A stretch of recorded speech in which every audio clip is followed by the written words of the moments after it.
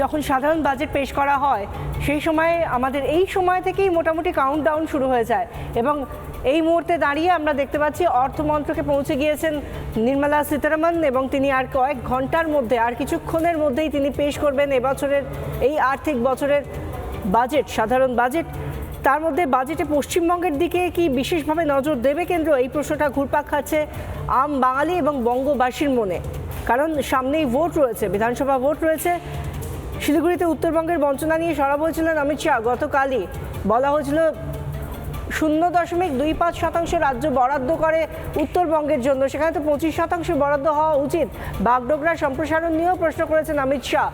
এবং সব মিলিয়ে পাখির চোখ যে এই মুহূর্তে কেন্দ্রের কাছে বঙ্গ, সেটা ভালোভাবেই বারংবার বুঝিয়ে দিয়েছে কেন্দ্রের মন্ত্রীরা।